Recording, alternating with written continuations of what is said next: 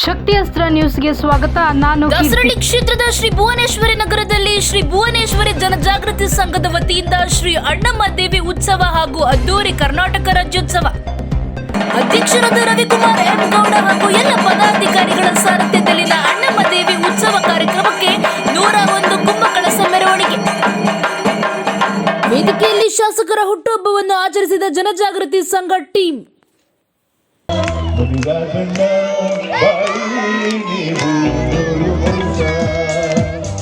ನನ್ನ ಹೆಸರು ಬಸವರಾಜ್ ಅಂತ, ಸಮಾಜ ಸೇವಕರು, ದಾಸರಳ್ಳಿ ವಿಧಾನಸಭಾ ಕ್ಷೇತ್ರ.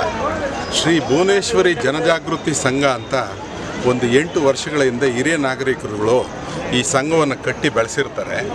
ಈ ಥರ ಅದ್ದೂರಿ ಈ ವರ್ಷದಿಂದ ಒಳ್ಳೆ ಅದ್ದೂರಿ ಕಾರ್ಯಕ್ರಮಗಳನ್ನು ಏರ್ಪಡಿಸಿ ದಿನನಿತ್ಯವೂ ಅನ್ನದಾಸೋಹ ಮತ್ತು ಬೆಂಗಳೂರು ನಗರ ದೇವತೆ ಅಣ್ಣಮ್ಮನನ್ನು ಕರೆಸಿ ಮತ್ತು ರವಿರಾಜ್ ತಂಡದವರಿಂದ ರಸಮಂಜರಿ ಕಾರ್ಯಕ್ರಮವನ್ನು ಆಯೋಜಿಸಿರ್ತಾರೆ.